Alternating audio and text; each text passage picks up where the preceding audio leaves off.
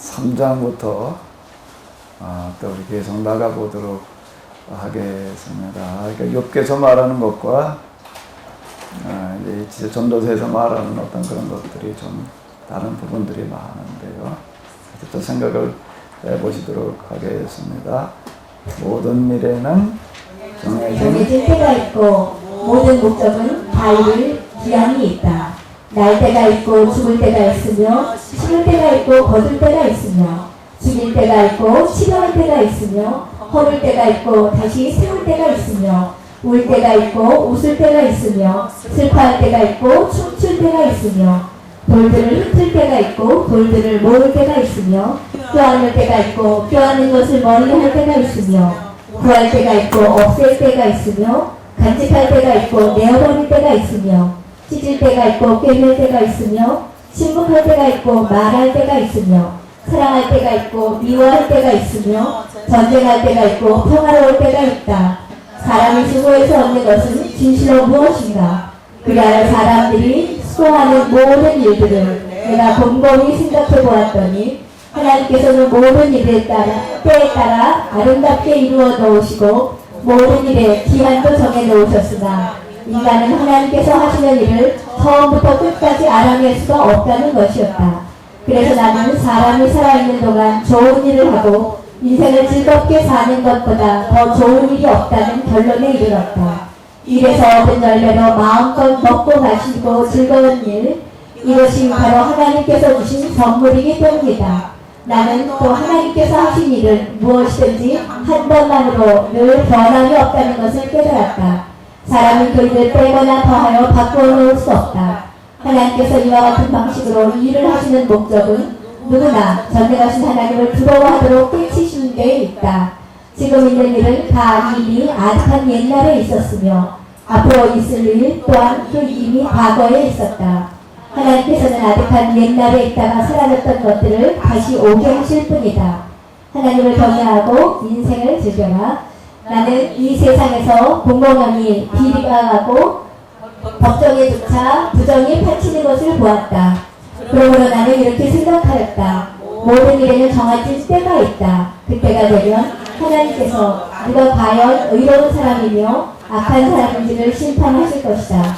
나는 또 하나님께서 세상 사람들이 죄의 길로 빠지도록 내버려 두시는 것을 목적은 인간을 시험하여 인간이 짐승보다 조금 더 나을 게 없다는 것을 깨닫게 하시려는 데 있음을 알았다. 인간과 짐승이 다 같이 똑같은 공기를 마시다가 죽어갈 존재라면 인간이 짐승보다 잘났다고 큰소리친 자적이 어디 있다는 말인가? 모두가 우스꽝스럽고 헛되다. 사람이나 짐승이나 모두 흙에서 왔다가 흙으로 돌아갈 뿐이다. 인간의 영은 위로 올라가고 짐승의 영은 저 깊은 땅속으로 들어가는 것을 누가 자신있게 말할 수 있단 말인가? 그러므로 사람들이 자기 일에 만족하며 행복하게 사는 것보다 더 좋은 일이 없다는 것을 나는 깨달았다. 바로 이렇게 살도록 인간이 지금 이 세상에 살고 있는 것이다. 죽은 다음에 아무리 좋은 일이 있다 하여도 누가 다시 돌아와 그것을 즐길 수 있겠는가? 그러므로 누구나 지금 여기서 자신의 인생을 즐겨라. 예, 3장 우리가 읽었는데요. 자, 이제 때를 많이 이야기를 하고 있습니다. 날 때가 있고 죽을 때가 있고 심을 때가 있고 거둘 때가 있고 죽일 때가 있고 치료할 때가 있고 웃을 때가 있고 슬퍼할 때가 있다. 뭐 다 맞는 얘기지요. 다 맞는 얘기입니다. 하나님께서 다 정해놓으신 그와 같은 때가 있습니다. 자, 이제 이 합리적인 지혜가 도달하는 것 같은 이 결론들이 이제 되겠습니다. 이제 이 전도서에서 얘기하는 것은 다 우리가 자고 할 일이 하나도 없다. 겸손해져야 된다. 이제 헛되게 헛되다라고 하는 그런 얘기들이 이제 그런 의미를 가지고 있는데요. 합리적인 인간적인 지혜가 도달할 수 있는 어떤 이제 그런 하나의 결론들이 이제 되겠습니다. 그러면은 이제 이거를 우리가 또 다시 한번 이렇게 때라고 하는 이런 부분에 있어서요. 이건 합리적인 지혜로 도달하는 때가 되겠습니다. 그러니까 영성적인 지혜로 도달하는 때는 어떤 때일까요? 영성적인 지혜로 도달하는 때는 어떤 때일까요? 다 그냥 결정된 대로 우리가 따라가는 때일까요? 자, 이 카이로스라고 하는 말을 씁니다. 하나님께서 정해 오신 때라고 이제 우리가 이렇게 생각을 하게 되는데요. 하나님께서 정해 놓으신 것 같은 것 때가 있다라고 하는 어떤 그런 얘기가 이제 이렇게 되겠는데, 때가 찼고 이제 신약 성경에 나오는 어떤 그런 부분들, 그게 이제 그 카이로스라고 흔히 이렇게 이야기를 합니다. 그러면 자, 다시 여기로 와가지고 영성적인 지혜는 이걸 얘기를 하는 건데요. 여기서 얘기하는 때는 언제인가? 이 합리적인 지혜로 얘기하는 그런 때, 여기서는 카이로스라고 이렇게 얘기를 합니다. 그럼 우리가 뭐 어떻게 할 수 없는, 그건 하나님께서만이 하실 수 있는 어떤 그런 때라고 이렇게 생각이 되어지는데, 그럼 여기서 얘기하는 때는 언제가 때예요? 이것도 이렇게 그냥 다 결정이 돼 있나? 영성적인 지혜로 도달하는 그 지혜에선 때는 결정되어 있는 게, 결정되어 있는 결정론이 이거는 아니에요. 여기서 들어갈 때는. 그 시간은 어떻게 결정되어지나요? 그 시간은 나는 상관없는 게 아니다라고 하는 겁니다. 나와 상관없이 하나님께서 일방적으로 결정해 놓으시는 그와 같은 그 때가 아니다라고 하는 거예요. 그거는 내가 지금 여기서 어떻게 하느냐라고 하는 것과 같이 연결되어져 있다라고 하는 겁니다. 자, 그럼 여기서 제가 이제 계속 이렇게 얘기를 합니다. 우리가 당면하고 있는 이런 어려운 문제들을 뭘로 끌고 들어가라? 수동적인 정화로 끌고 들어가라. 그럼 이것도 정해진 때가 있지요? 그래서 그냥 하나님께서 이제 여러분들 뭐라 하실 때까지 그러고 있어야 되나? 그건 어떻게 해야 되는 거예요? 어떻게 되는 거예요? 지금 여기에서의 나의 결단이라고 하는 게 중요하다라고 하는 겁니다. 지금 여기서 내가 그때에 내가 참여하는 거예요.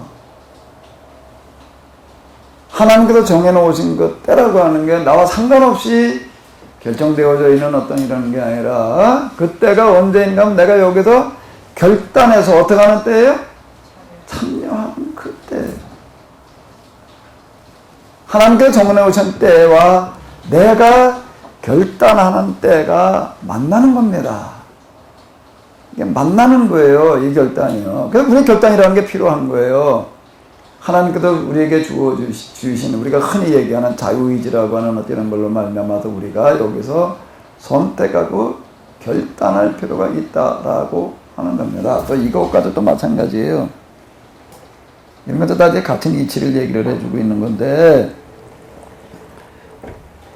자, 이제 여기서 때를 이렇게 이제 생각을 해보시자고요. 이게 이제 찬 불이 쏟아지는 걸 한 때라고 생각을 해봐요. 이 때가 무슨 때가, 이게 이렇게 물이 끼우러져서 쏟아지는 때가 하나님께서 정해놓으신 때라고 이렇게 생각할 수도 있습니다. 이제 그 때를.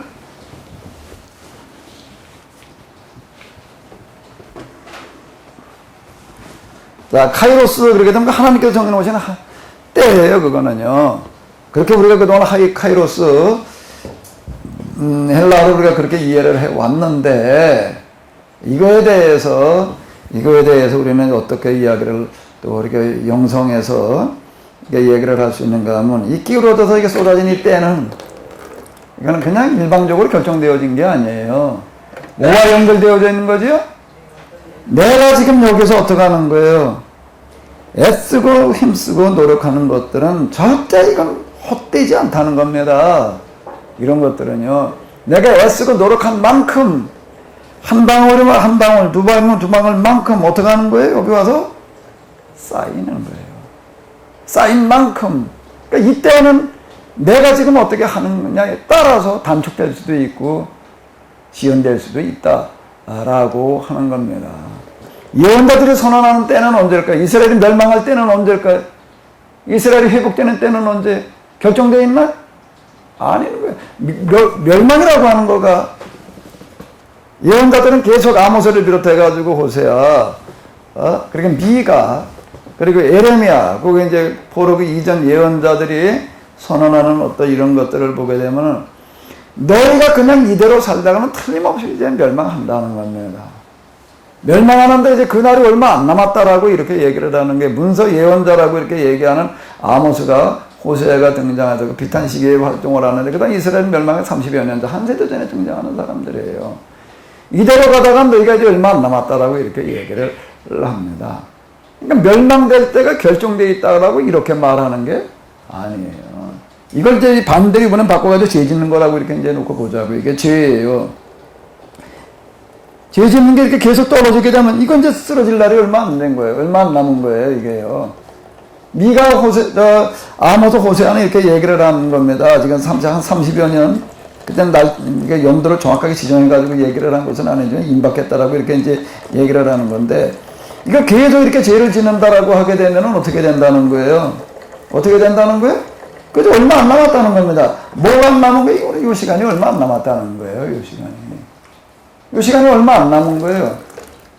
그럼 어떻게 해야 돼요? 어떻게 하면 된다는 거예요? 지금 여기서 어떻게 하라는 거예요? 멈추라는 겁니다. 멈추면은 이 시간은 멸망의 시간은 같이 멈추는 거예요. 그냥 자동적으로 가는 게 아니다라고 하는 겁니다. 언제든지 너희가 지금 여기서 멈추기만 하면 어떻게 된다니까 같이 따라 멈춘다는 이야기가 되는 거예요. 그럼 이게 이렇게 쭉 가가지고서 자, 이거 아주 제가 이거 좀 신경 많이 쓴 거예요, 사실요. 제가 이거 가지고 설명하려고. 자, 이게 어디쯤 가가지고 임계점이라는 게 있어. 아주 이제 몇 방울만 더 떨어지면 쓰러져요. 그래 또 여기서 멈추면은 멈추는 겁니다. 근데 이건 몇 방울이라고 하는 거가 이때 몇 방울은 처음에 몇 방울하고는 얘기가 달라요. 자, 보십시오. 이게 쓰러진 다음에는요, 언제 가서 일어서나? 이게 내가 지금 이제 이렇게 들어 올리니까 그런 거지요. 이건 안 일어서요. 언제 가서 일어서지요? 끝을 봐야 되는 거예요. 끝을 봐야 되는 거예요, 이거는요. 이래야지만 이게 이치예요.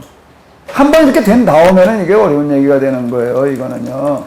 파국이 온 다음에는요, 이건 뭐하고 똑같은가 하면 오늘 우리의 그 질병하고도 똑같은 얘기예요. 암이라고 하는 게 한번 온 다음에는 그건 어렵습니다. 근데 몸이 그 이전에 계속 이제 신호를 보내요. 계속 신호를 이렇게 보내는데, 쓰러진 다음에 가가지고서 그걸 그 다음에 이걸 뭐 자연치유다 고치자라고 얘기를 하러 들게 되면 그건 대단히 어려운 얘기가 되는 거예요. 이게 이렇게 다 쏟아져 내려가기 전에 이게 안 되는 일치라고 하는 거예요. 그러면 지금 어디까지 이 우리 뭐 감도 그렇고 모든 기능들이 하나님께 장기를 만들어 놓으실 때는 과부하를 꼭 항상 염두에 두셔가지고 200%만 과부하되면 망가지게끔 만들어 놓지 않고 한 800%, 900% 이렇게 된 다음에 망가지게 만들어 놓으시는 것 같아요. 이건 자동차를 만드는 것도 마찬가지예요. 제가 처음에 그 자동차 운전을 배울 때 3년차라고 하는 게 있었는데, 기아 자동차에서 나온 3년차가 있었으니까 1톤 트럭이었는데, 바감에서 그 차를 쓸 때는 거기다 스프링 갖다가 한 장을 갖다가 밑에다가 덧대고 뭐 이러고 해가지고 몇 톤을 싣고 다니는가 하면 8톤을 싣고 다녀요. 그 1톤짜리도 8톤 실어놓으면 어떻게 되겠다? 주저앉아 버릴 거 아니에요? 아니에요. 타이어도 견디고요. 물론 그거 과속으로 달리면 위험하죠. 시고서 그냥 이렇게 다니고 그러는 데는 8톤 싣고도 그냥 다니는 거예요. 그만 뭐 과부하를 염두에 두고 만들어 놓는 거거든요. 만들어 놓을 때 1톤 차량을 거기에 1.5톤만 실으면 주저앉게 만들어 놓으면은 그건 그 견뎌내나. 모든 게 다 마찬가지라고요. 하나님께서 사람에게 이거 1톤짜리다 8톤 실어도 웬만큼 견디게끔 만들어 놓으셔서 우리 장기가 80%가 망가져도 멀쩡하다, 못 느낀다라고 이렇게 얘기를 하잖아요. 80% 이상 망가져도 간이 뭐 어떻게 됐다라고 할 때 보게 되면 이제 다 망가져가지고 간경화 이런 것들 이렇게 보게 되면은 한 70, 80% 굳었어도 멀쩡하게 이게 기능을 다 하는 어떤 이런 것들을 이렇게 볼 수가 있는데, 어느 임계점이라고 하는 건 있습니다. 임계점 이거예요, 이게. 그 이전에 가가지고서 우리가 어떻게 하는가 하게 되면 그 대사증후군 뭐 기타 등등 이래가지고 여러 가지 신호들이 이렇게 온다고요. 어디쯤 가가지고서 내가 이제 그걸 멈추면 되는 거예요. 그리고 자연치를 통해 고여 있는 것들을 지금 70% 과부하가 걸린 것도 제가 이번 5월 달에도 이거 하면서 이렇게 느끼는 건 뭐가 되면 지금 70%쯤 과부하가 걸렸던 게 이게 60%, 50%, 40% 낮아질 수 있다는 거예요. 그러다 보면 시간이 지나면 조금 또 차요. 그럼 또 어떻게 하면 돼? 또 좀. 이게 특히 나이 먹어갈수록 우리 몸 안에 빨리빨리 순환되지 않고 뭐 이래가지고서 쌓여지는 어떤 그런 물질들이 많거든요. 그걸 제거를 하면 되는 거예요. 그게 몸 안에 다 문제를 일으키는 어떤 이런 거에 대한 이치는 아주 단순한 이치가 이렇게 되는 겁니다. 여기서 지금 이제 자연적인 지혜로다가 얘기를 할 때는 모든 게 다 때가 있다. 그때는 우리가 어떻게 해볼 수 없다는 거예요. 꼭 순화할 수밖에 없다. 그 결정론이 되는 겁니다. 결정론이 되는 거예요. 그러나 영성 체험으로 들어가서 보게 되면 하나님의 심정은 그런 게 아닌 거예요. 너희가 지금이라도 돌이키기만 하면이라고 계속 이렇게 이야기를 하고 있습니다. 막판에 가가지고 예레미야는 뭐라고 외치고 돌아다니는가 하게 되면 멍에를 목에 메고 온 예루살렘 꼴에 돌아다니면서 뭐라고 얘기를 하는 거죠? 하나님께서 하시는 말씀에 예레미야 통해서 예루살렘 꼴에 돌아다니다가 왜 한 사람만 만나게 되면은 내가 그 사람을 봐가지고 내가 예루살렘을 내가 용서하겠다. 자, 이렇게 이야기를 하고 있습니다. 그러니까 결정론이 아닌 거예요.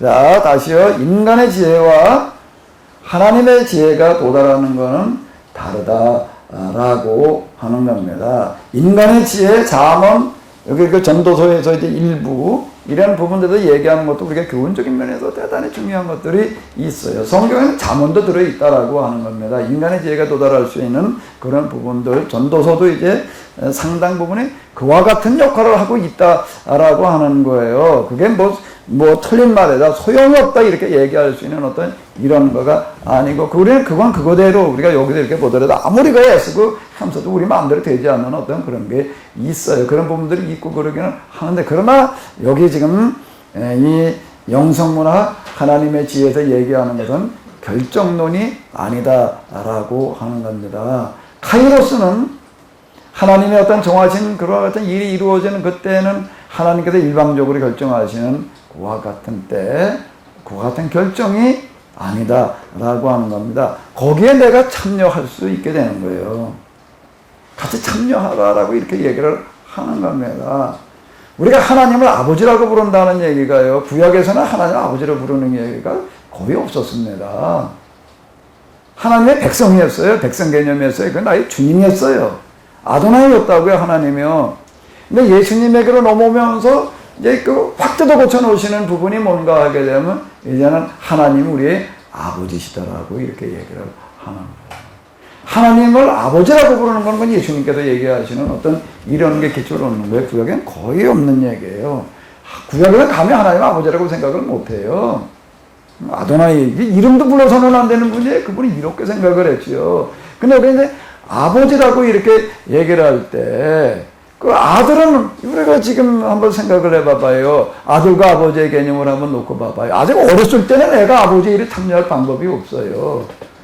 뭐 절대 보호를 받아야 될 그거 같은 까나내기 때고 뭐 어떻게 그건 뭐라고 어떻게. 근데 커가지고 조금 커가면서 그 아들은 아버지에게 영향을 줘야 안 줘요.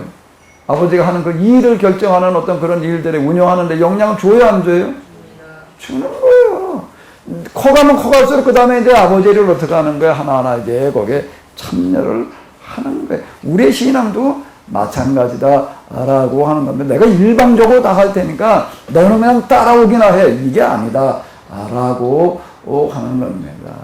같이 하자는 거예요. 그래서 그걸 하늘에 계신 너희 아버지라고, 자, 계속 이렇게 지금 이야기하니까 단순한 그런 어떤 칭호의 병원화 말을 말하고 있는 게 아니에요. 하나님과 우리와의 관계가 어떤 관계냐라고 하는 겁니다. 옛날에는 부모가 그냥 매달 다 결정을 해주었습니다. 결혼하는 것도 솔직히 옛날에 그냥 무슨 자유위원회 그런 게 있었나요? 진학이라는 모든 데 있어서도 그렇고 그냥 허라는 대로 이렇게 그냥 하는 식이었는데, 근데 요즘 와가지고서는 어떻게 되고 있어요? 그냥 허라는 대로 하지요? 그죠? 그래서 부모가 결혼해라 그러면, 누구하고 결혼해라 그러면 그냥 뭐 얼굴도 안 보고 그냥 결혼 다 하지요? 어떻게 된 게 요즘은 뭐 이제 뭐 애들 결정권이 더 커져가지고 그러고 있는 판이다. 그러니까 부모와 자식의 이 관계라고 하는 이런 관계, 이게 혁명적인 변화예요. 구약에서 하나님과 백성의 관계하고 아버지와 자녀의 관계라고 하는 것은 혁명적인 변화를 얘기하는데 거기에서 정해지는 건 일방적인 게 아니다. 결정론이 아니다라고 하는 겁니다. 그때 내가 참여할 수 있는 거예요. 내가 지금 여기서 어떤 결단을 내리느냐라고 하는 거는 그거는 뭔가 하면 그건 하늘의 뜻을 바꿀 수 있다라고 하는 그러니까 이렇게 계속 얘기를 하시는 거예요. 그러니까 모두 땅에서 매면 어떻게 된다고요? 하늘에서도 매이고 땅에서 풀면 그 예수님께서 이렇게 얘기하시는 거는요. 이스라엘 사람들에게 있어서는요. 그 이해하기 어려운 얘기였어요.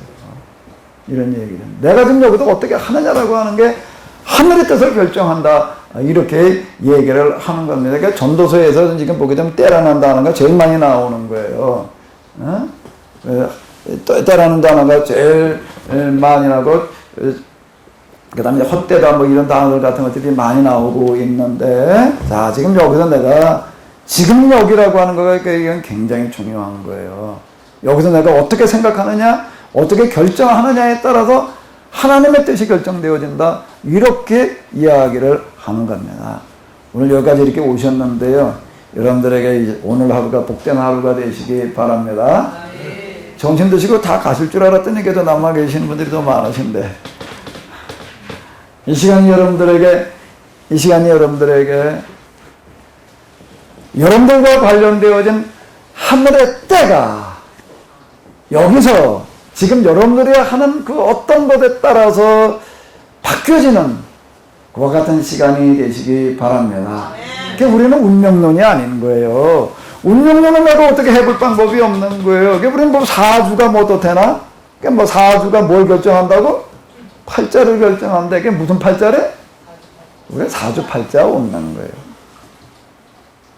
여기에 내가 지금 여기서 어떻게 하느냐? 지금 여기에서 결단의 팔자가 있는 것일 뿐이죠. 내가 어떻게 생겼느냐가 나를 결정하는 게 아니에요. 아니, 그 얼굴 생긴 걸 내가 어떻게, 내 맘대로 해. 예? 아니, 내 얼굴 내 맘대로 선택한다면 나도 이런 얼굴을 안 가졌을 것 같은데. 예? 아니, 내 얼굴 모양을 내가 결정하라고 그러게 되면은 그건 내가 어떻게, 우리가 마음대로 할 수 없는 게 있지요. 많은 부분들이요. 그러나 내 얼굴 모양의 관상이 나를 결정하는 게 아닌 거예요. 그건 운명론이 아닌 거예요. 아니, 그 손바닥에 둘쳐지는 목에 그게 손금을 내가 언제 내가 긋나? 여러분들 손금 여러분들 쭉쭉 긋어요? 근데 이게 나를 결정한다 그러게 되면 여기 뭐 요즘 뭐 롯데에 뭐가 들어있다며? 롯데 병원 사가지고 맞을 거냐 안 말이야. 여기 들어있다고 또 손금 모는 사람인데 그런데 그거 들어있어서 그러는 게 아니라 그거 또 손금 봐도 돈 벌어 먹으려니까 뭐 자꾸 장안을 해야 되는 거지. 에? 그걸 뭐 운명이 여기 결정되어 있다라고 이렇게 운명론은 없는 거예요. 성경에는 운명론은 없는 겁니다. 성경에서는요, 운명론은 없는 거예요. 그렇다면 내가 혼자 다 일방적으로 결정하는 거, 살 수 있는 것도 아니에요. 여기는 하나님께서 하시는 건 우리 모두를 다 사랑하시는 거예요. 다 잘 되시기를 바라시는 거예요. 아멘? 그리고 여기에 우리가 같이 참여할 수 있다라고 하는 겁니다. 하나님께서 전능하시죠. 그분 맘만 먹으면 이 세상의 모든 사람들 다 그렇게 벽 하나도 없게 만들어 놓는 거 간단한 얘기가 되는 거예요.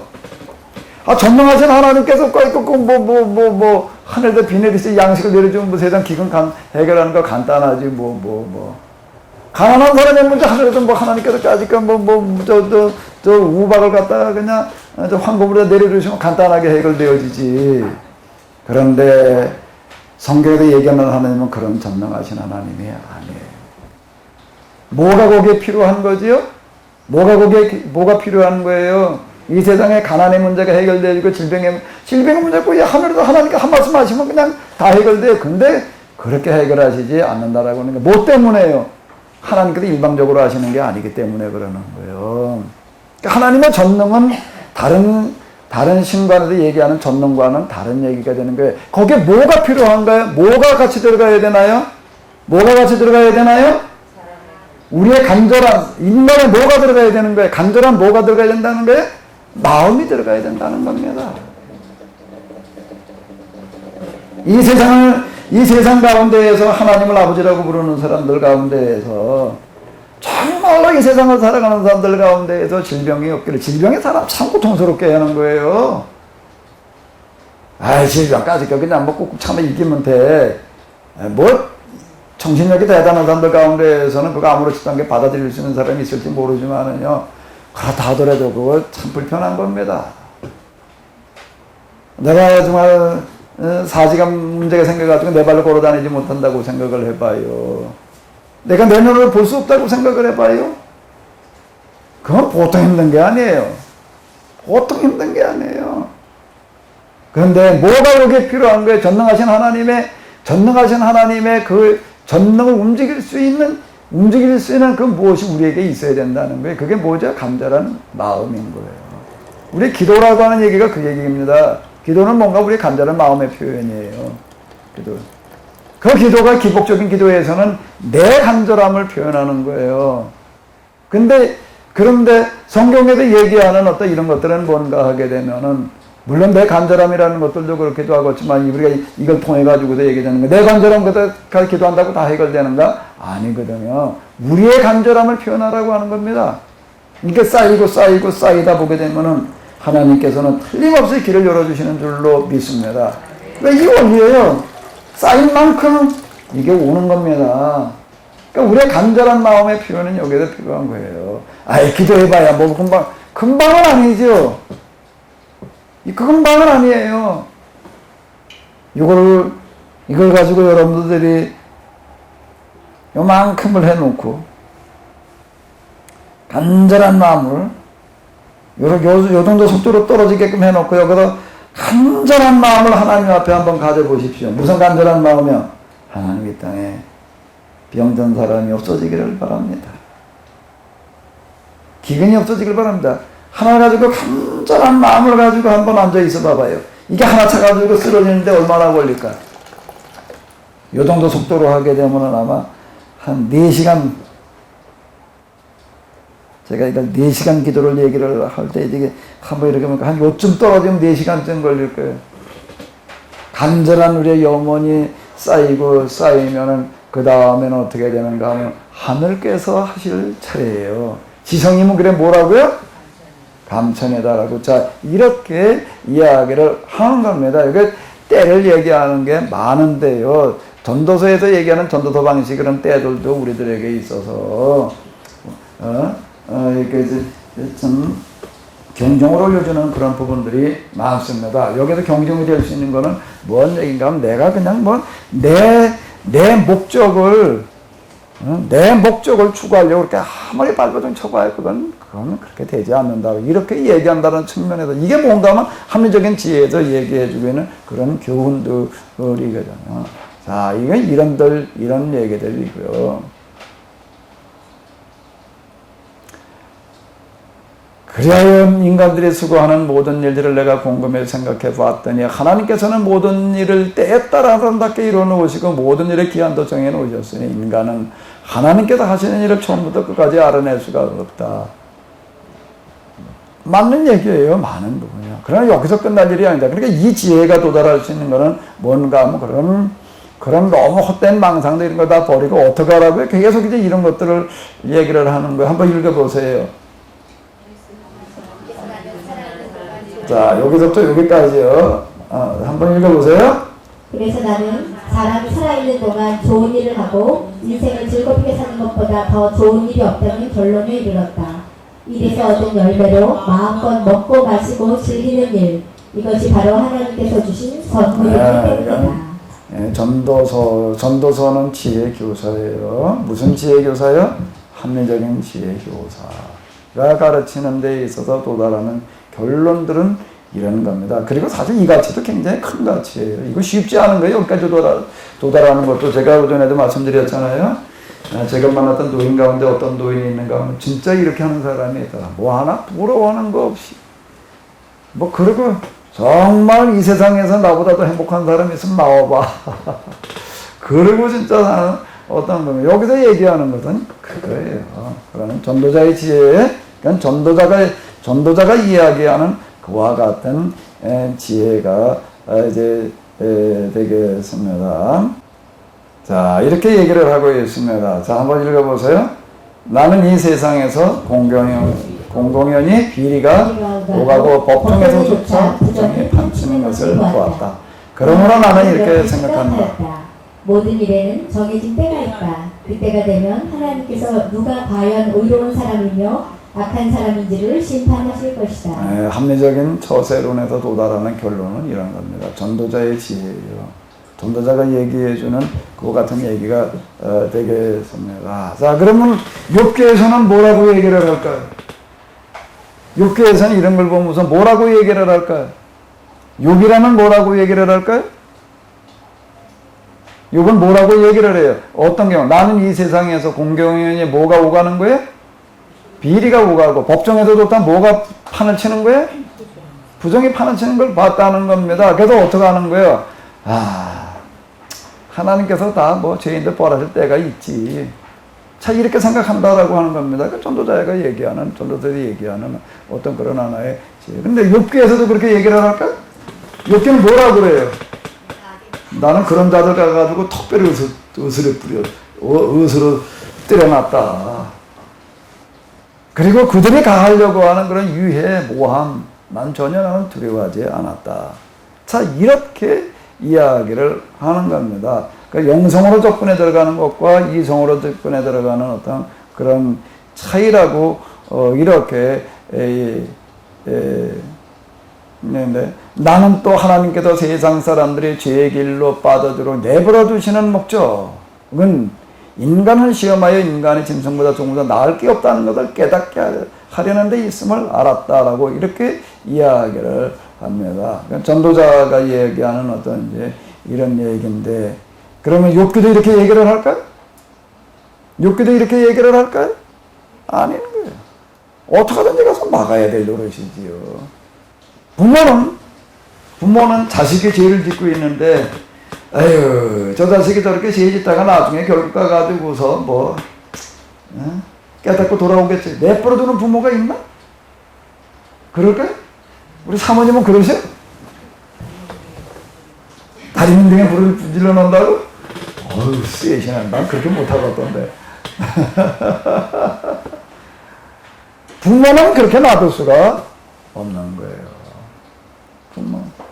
그러다가 폐만 깨닫고 돌아오기 전에 죽게 생겼는데, 깨닫고 돌아올 시간이 없는데, 그렇게 죄 짓다가 깨닫고 돌아온다면 사실 결과적으로 미치나 돼, 세상에. 예? 다 거기서 그러다가 망하는 거지, 그 다음 어떻게 돌아와? 이미 건너가지 못할 강을 건너왔는데 어떻게 돌아와요? 돌아올 방법이나 있나? 근데 강 건너 불구듯이 그냥 그러고, 그냥 저건 하나님께서 나중에 하시니 그렇게 얘기할 수가, 남의 자식이라면 그렇게 말할 수가 있어요. 그런데 내 자식은 그렇게 말할 수가 없는 겁니다. 남의 자식 보고 그렇게 공부하라고 그냥 가가지고서 잔소리하는 사람은 없어요. 어쩌다가 한마디 할지는 몰라도. 근데 내 자식한테 공부하라 소리를 안 할 수가 없는 거예요.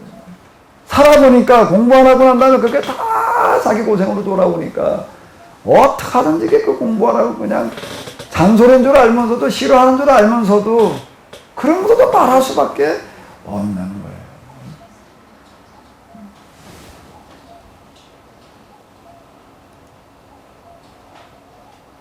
여기 이제 이런 거에서 결국 얻어들 수 있는 건 이건 뭐라는 얘기예요? 이런 것들은 사람 짐승보다 뭐가 나냐? 내가 개보다 나은 게 뭐가 있냐? 결국 뭔 얘기예요?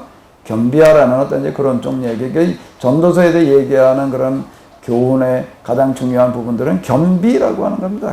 큰 소리 칠 거 아무것도 없다는 거예요. 뭐 좀 가졌다고 큰 소리 치지 말고, 뭐 좀 남보다 많이 배웠다고 큰 소리 치지 말고, 지금 뭐 좀 잘 나간다고 절대 큰 소리 치지 마. 조금 있다가 어떻게 될지 모른다. 이렇게 얘기를 하는 이제 이런 이야기가 이제 되는 거죠. 그런 건 다 헛되다는 겁니다. 그럼 뭐만 남는다는 거예요? 뭐만 남는다는 거예요? 그러면서 여기서 도달하는 건 그래서 뭐만 남는다는 거예요? 하나님을 경배. 경배하는 것, 하나님을 경외하는 것만 남는 거다. 자, 전도서는 이제 이렇게 이야기를 하고 있는 겁니다. 자, 이게 결국은 이런 거예요. 자, 한번 읽어봐 보세요. 그러므로 사람들이 자기 일에 만족하며 행복하게 사는 것보다 더 좋은 일이 없다는 것을 나는 깨달았다. 거기까지요. 바로 이렇게 살도록 인간이 지금 이 세상에 살고 있는 것이다. 바로 살아있는 동안에 살아있는 개가 죽은 사자보다 낫다. 죽은 다음에는 아무리 맛있는 걸 갖다 놔도 먹을 수도 없고, 살아있는 동안에라고 이렇게 이야기를 하는 거예요. 사실 많은 부분이 필요한 이야기들이고 맞는 이야기들이고 또 우리가 안 돼 있는 어떤 그런 부분들이 되는 건데요. 사실 부모한테도 그렇고 가족한테도 그렇고 나중에라고 생각할 일이 아닌 것 같아요.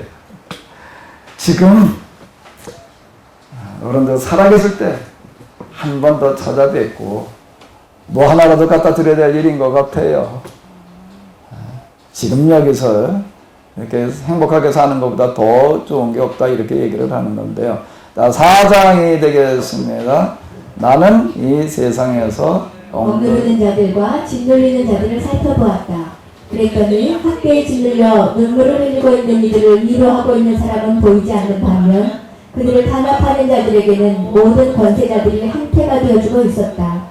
그래서 나는 죽은 사람들이 살아있는 이들보다 훨씬 더 낫게 느껴졌다. 차라리 아직도 태어나지 않아서 세상에 가득 찬 악과 범죄를 본 적이 없는 사람이야말로 가장 복되다고 믿게 되었다. 또 내가 모든 수고와 일의 모든 성과를 살펴보니 그것도 사람들이 서로 질투하는 데에서 나온 것에 불과하였다. 그러니 이것도 바람을 잡듯 헛된 일이다. 그런 반면 어리석은 사람은 두 손을 묶어놓고 제 살만 파먹는다.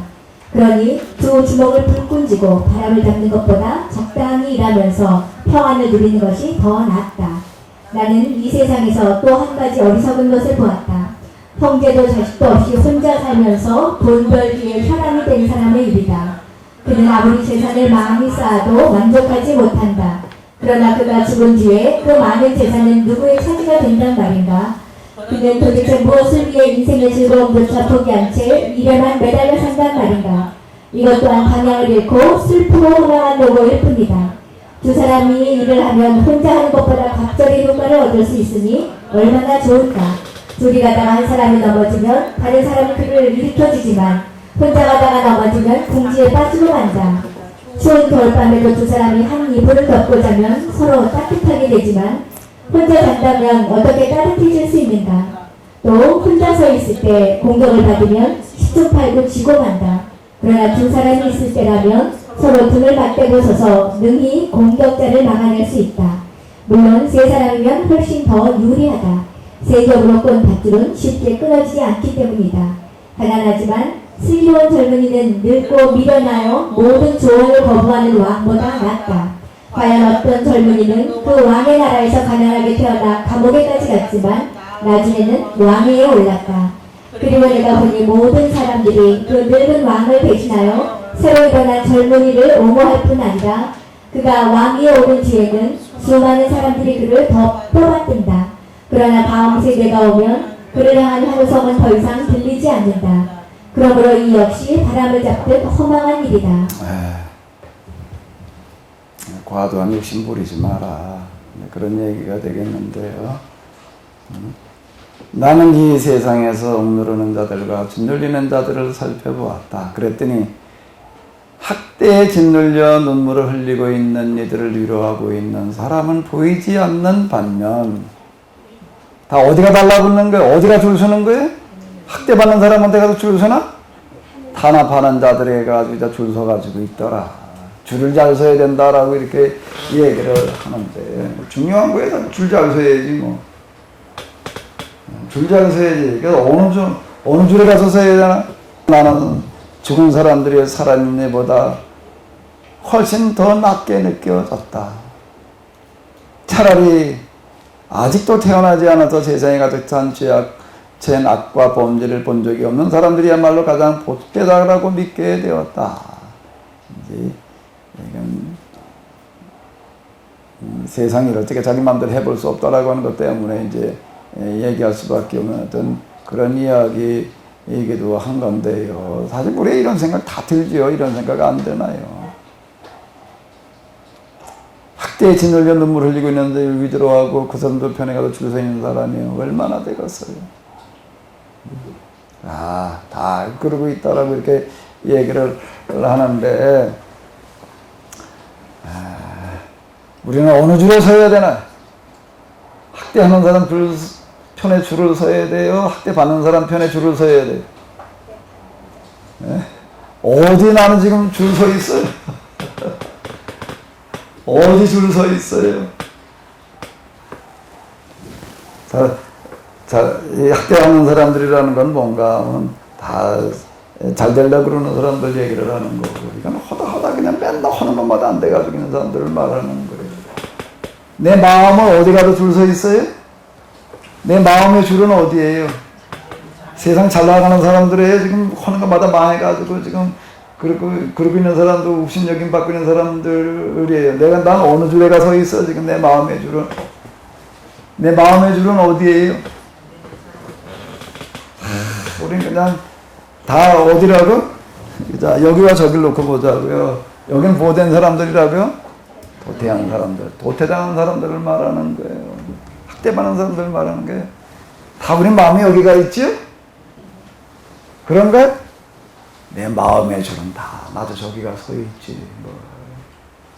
저기가 서 있으면서 사랑이라는 이름으로다가 구제라는 이름으로 여기다가 뭐 조금씩 그냥 보태주겠다라고, 내가 그 뭔가 좀 줄 수 있는 사람이 되어져 있기를 내가 기대하는 거지. 내가 여기 가서 같이 내가 있기를 바라나? 참 어려운 얘기예요. 어려운 얘기예요. 욥기가 제시하는 거는 이걸 제시하고 있습니다. 욥기는. 자, 여기라는 겁니다. 여기와 같이 있어야 되는데 인카네이션은 이걸 말하는 거예요. 이건 절대 이게 말장난이 아니에요. 말이 위가 아니고요. 고통의 현장, 고통 그 자체를 말하는 거예요. 근데 그 자리에 있는다라고 이렇게 얘기를 하는 어떤 이런 것들을 말하는 건 이게 다 싫지. 그걸 누가 이걸 선택하려고 그래. 이건 100이면 100 다지. 난 여기가 좋아. 그런 사람은 세상에 없어요.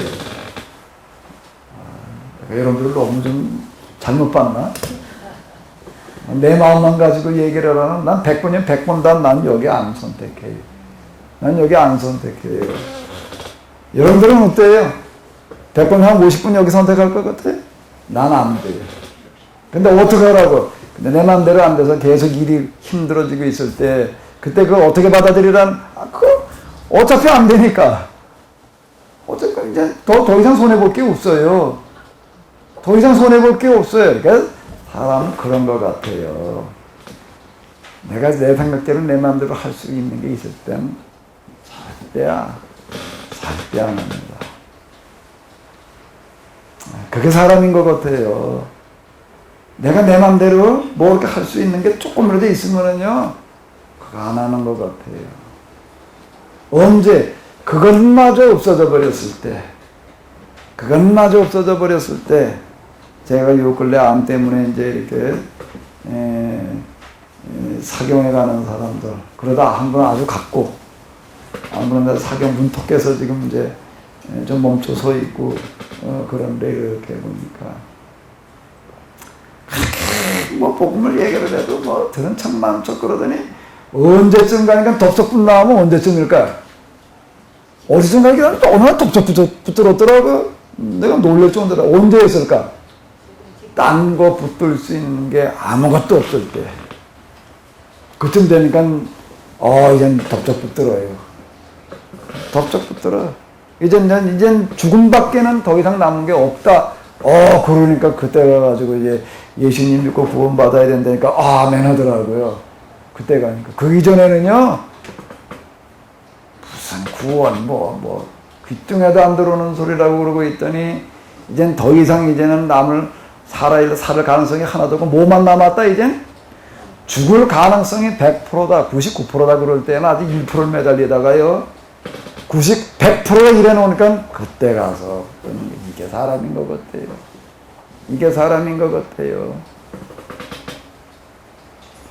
완전히 이제 더 이상 가능성이 없어가지고 흔히 뭐 얘기하는 저승사자가 데리러 와가지고서 이걸 데리고 가야 될 텐데 여기 아직 숨이 좀 남았네. 이쯤 되니까 그냥 덥적 붙들어요. 아무리 제가 여기서 이렇게 얘기를 해가지고 지금 고난을 가지고 어디로 가라?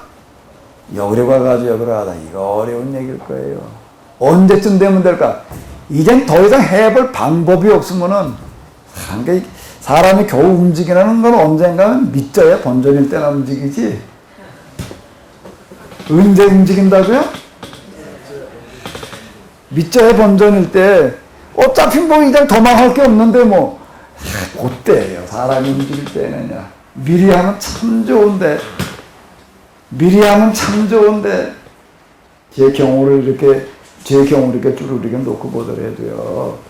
언제가 가지고서 움직이는가 하면 언제가 움직여? 할 수 없지지.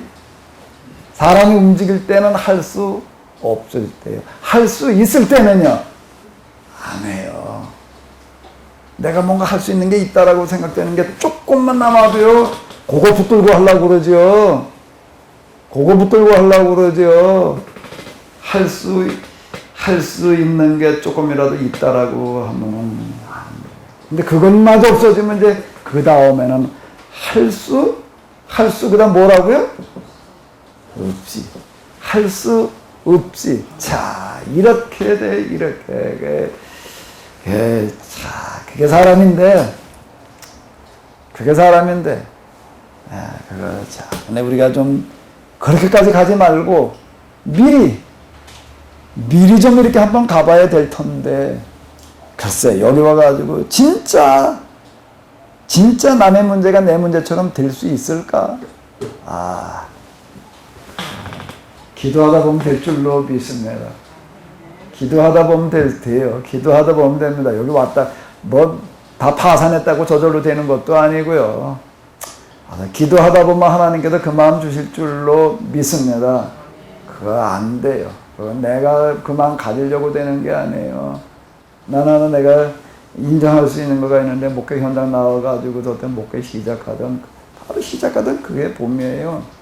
그게 봄에 딱 뭐에 꽂혔는가 하면 교회가 죽어간다는 생각 때문에 제가 여기에 매여서 진짜 어때 이날까지 이르고 있는데 내가 교회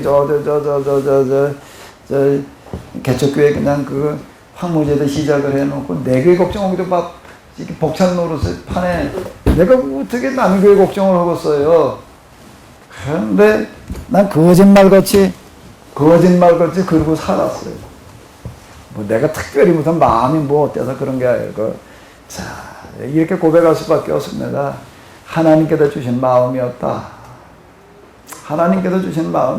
내 길 가다가도 혼자 자야 돼. 교회라는 걸 생각을 하다 보면 눈물이 쏟아져가지고서 그냥 그러고 있었는데 내가 한두 번이야. 내 교회를 생각하면서 그러는 게 아니고요. 어디 저 상가에 그냥 쭉 그냥 여기 상가에도 하나 있고 저기 상가에도 하나 있고 어느 상가에는 둘이 그냥 그러고 있는 이런 모습을 보면서 그냥 눈물이 쏟아져 나와가지고 견딜 수 없어져가지고 그러던 경우들 내가 한두 번이야. 내가 그러고 살았는데 하나님께 주셔야지 가능한 거죠. 내가 어떻게 그러고 살아. 그러다가 여기까지 왔습니다. 제가 성경을 읽다 가슴이 뜨거워졌다는 게 그것 때문에 그런 거거든요. 하나님께서 주셔야 되는 마음인데 사람은 할 수 있을 때는 절대 안 움직이려고 그래요. 할 수 없을 때는 움직이려고 그러는데 우리가 좀 기도해야 될 줄로 믿습니다. 주님, 저희들에게 하나님의 심정을 주시옵소서.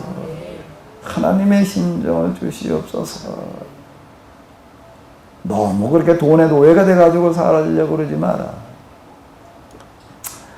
또 일의 노예가 돼가지고서 일중독증이라나? 일중독증인 사람들 있는 것 같아요. 누가 나보고 일중독증이라고 그러던데. 내가 일중독증 맞아요? 참나 이런. 그 마음껏 우리 존대교회 일이 없어지기보단 예수님 오시길 기다리는 게 빠르겠대. 우리 교회 와도 같이 나하고 좀 지내던 사람들이 하는 얘기. 난 그 사람만 그랬나 그러더니 다 비슷하게 생각하는 것 같더라고. 아유, 저 사람과 같이 있다가 내가 일이 파묻혀서 헤어날 길이 없겠다라고 느끼는 거, 그때, 나도 일 중독자 소리 듣고 있는데. 자, 5장으로 넘어가 보도록 하겠습니다. 성전에 들어갈 때는 귀를 열어놓고 이름 닫아 놓아라. 하나님께 이것저것을 바치겠다고 성급하게 약속을 드리는 것이 죄가 되는 줄 모르고 함부로 짓거리는 미련한 사람이 되지 말아라. 하나님은 하늘에 계시고 너희는 여기 땅에 있다. 그러므로 말을 삼가서 하여라. 걱정거리가 많으면 악몽에 시달리게 되는 것과 마찬가지로 미련한 사람이 되면 시없이 말을 늘어놓는다. 그러므로 만약 하나님께 어떠한 일을 하겠다고 서원을 들었거든 지체하지 말고 그 일을 실행에 옮겨라. 하나님께서는 미련한 자들을 기뻐하지 않으신다. 어떠한 일을 하겠다고 서원하고도 그것을 지키지 못하는 것보다는 아예 처음부터 서원하지 않는 편이 낫다. 서원을 하고도 지키지 못한다면 그것은 내 입으로 죄를 짓는 일이다. 하나님의 사자 앞에서 서원을 드린 것은 실수였노라고 둘러대려 하지도 말아라. 그런 말로 오히려 하나님의 화를 돋우어 내 재산을 모두 씹혀질지 모른다. 일을 하지 않고 꿈만 꾸거나 홍수처럼 빈말만 늘어놓는 것은 다 어리석어도 파멸을 불러들이는 짓이다. 그러므로 오직 하나님만을 두려워하여라. 가난한 사람이 부자에게 학대를 받고 세상에 정의가 통하지 않는 것을 보더라도 놀라지 말아라. 어떤 관리든지 더 높은 관리의 명령을 받고 있으며 더 높은 관리 역시 그들의 상전의 눈치를 살피고 있다. 그래서 세상 만사가 관료들의 형식주의에 빠져서 제대로 돌아가지 않는다. 그러나 모든 관리들의 맨 위에는 왕이 있다. 과연 왕은 나라를 위하여 몸을 바친 사람이다. 모든 혼란을 바로잡아 나라를 건질 수 있는 자는 왕뿐이다. 돈을 사랑하는 사람은 영영 돈으로 만족하지 못할 것이다. 부자가 되면 행복해지리라고 생각하는 사람만큼 어리석은 사람도 없다. 돈을 벌면 벌수록 그만큼 쓰게 마련이다. 그러니 돈이 손 안에 들어갔다가 나가는 것을 구경하는 재미밖에 무슨 유익이 있는가. 고된 노동을 한 사람은 많이 먹거나 적게 먹거나 단잠을 이루지만 부자는 이런저런 걱정이 많아서 불면증에 시달린다. 이 세상에서 나는 또 한 가지 커다란 병폐를 보았다. 인심을 잃어가며 재산을 아낀 부자가 하루아침에 불운을 당하여 온 재산을 잃어버리는 일이다. 그는 자식이 있어도 남겨줄 것 한 푼 없이 어머니에게서 태어날 때처럼 알몸으로 돌아간다. 평생 수고해서 얻은 것을 아무것도 가져가지 못한다면 이것이 병폐가 아니고 무엇인가? 빈손으로 왔다가 빈손으로 갈 것을 무엇을 위해 그토록 애썼단 말인가? 모두가 다 한바탕의 바람잡이다. 그의 한평생이란 밥 한 번 마음 편히 못 먹고 늘 속을 끓이며 병마와 근심으로 지샌 나날 뿐이었다. 나는 그래서 하나님께서 목숨을 허락해 주신 그 짧은 동안 아무리 세상사가 힘들어도 먹고 마시고 즐겁게 사는 것이 제일 좋다는 것을 깨달았다. 그것이 바로 하나님께서 사람에게 주신 근복이기 때문이다. 하나님께서 부와 재물을 주시고 그것을 누릴 건강까지 허락해 주셨거든 누구든 그것을 자신의 분복으로 알고 감사하면서 수고한 보람을 즐기라. 그것은 하나님의 선물이다. 이렇게 하는 사람은 자기의 짧은 인생을 생각하며 슬퍼할 겨를이 없다. 하나님께서 항상 그에게 기쁨을 주시기 때문이다. 아멘. 계속 반복돼서 나오는 얘기는 뭔가 하게 되면 하나님께서 목숨을 허락하여 놓으신 그 짧은 동안 세상 만사가 힘들어도 어떡하라고요? 먹고 마시고 즐겁게 사는 것이 제일 좋다는 것을 깨달았다. 그것이 바로 하나님께서 사람에게 주신 은물이기 때문이다 라고 자 이렇게 이야기를 하고 있는데요. 결국 이런 과정에서 이 전도서에서 제시하고 있는 가장 큰 교훈은 뭔가 하게 되면은 오직 누구만 두려워하라는 거예요? 하나님만 두려워해라. 그 외의 것들은 다 헛된 것들이다. 이렇게 얘기하는 거가 전도서가 이제 이렇게 되겠습니다. 세상 사람들이 다 지금 전도서에서 헛되다 그러는 걸 꿈꾸고 있기 때문에 그러는 거예요. 그런 것들을 다 지금 따라가느라고들 그리고 지금 아주 그냥 다 아주 그냥 노예들이 되어져 있는데 무슨 노예요? 돈, 노예가 다 되어져 있는 거예요. 돈을 사랑하는 사람은 영영 돈으로 만족하지 못할 것이다. 부자가 되면 행복해지리라고 생각하는 사람만큼 어리석은 사람도 없다. 여러분들에게 돈이 얼마나 있으면 행복할까?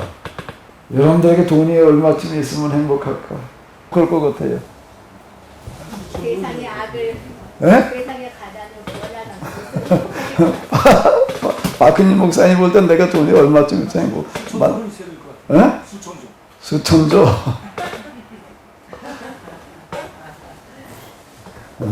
누가 나에게 그렇게 묻는다면 난 이렇게 대답할 거야. 이 세상 돈 다 가지면 내가 좀 많이 해. 나 진짜야. 나보고 선택하라면 난 이 세상 돈 다야. 다 갖다 뭘 하려고 그럴 것 같아.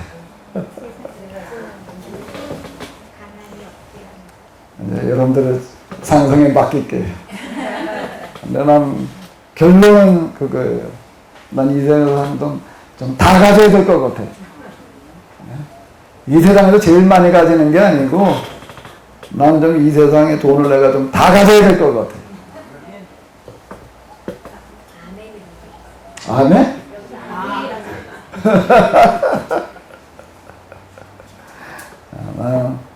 난 이렇게 믿어요. 뭐래요? 하나님께서 원하시는 것은 하나님께서 원하시는 거 뭐 여러 가지가 있는데 이건 그 이전에 제가 이렇게 생각해 본 적이 없습니다. 하나님을 경험하고 난 다음에 나타나는 그런 현상, 아주 뚜렷한 현상 중에 하나가 뭔가 하게 되면 하나님께서 정말로 원하시는 것은 이 세상 돈이 똑바로 쓰이기를 원하신다는 거예요. 이게 사람 욕심 채우고 사람 죽이는 데 쓰이지 않고요. 사람 살리는 데 똑바로 쓰이기를 원하신다. 라고 하는 거예요. 난 여기 기도하러 다니면서 내가 돈 구한 적이 없는데 돈 가지고 내가 돈 문제 좀 기도한 건 아니었어요. 근데 내가 그 과정을 겪으면서 너무 크게 너무 실감나게 와닿은 부분들이 사실은 이런 부분이에요. 야, 하나님께서 원하시는 게 과연 뭐였던가.